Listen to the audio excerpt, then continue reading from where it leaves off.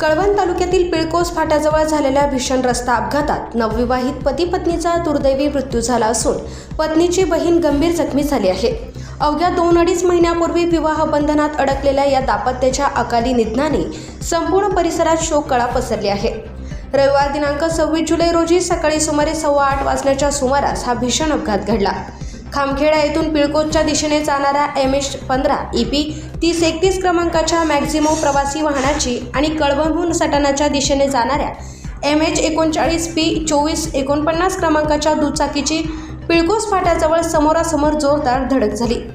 या दुचाकीवर दिनेश करणसिंग गावित, त्यांची पत्नी कीर्ती गावित आणि पत्नीची बहीण त्रिशा गावित हे आपल्या मूळ गावी प्रतापपूर तालुका नवापूर येथे नातेवाईकांच्या अंत्यविधीसाठी जात होते। अपघातात तिघेही गंभीर जखमी झाले। स्थानिक नागरिकांच्या मदतीने त्यांना तातडीने कळवण उपजिल्हा रुग्णालयात दाखल करण्यात आले।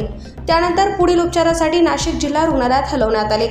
मात्र उपचारादरम्यान दिनेश गावित आणि कीर्ती गावित या नवविवाहित दाम्पत्याचा दुर्दैवी मृत्यू झालाय, तर त्रिशा गावित यांच्यावर नाशिक जिल्हा रुग्णालयात उपचार सुरू असून त्यांची प्रकृती गंभीर असल्याची माहिती आहे। मे महिन्यातच विवाह झालेल्या या दाम्पत्याच्या निधनाने कुटुंबीय, नातेवाईक, मित्रपरिवार तसेच शैक्षणिक क्षेत्रावर दुःखाचा डोंगर कोसळला आहे।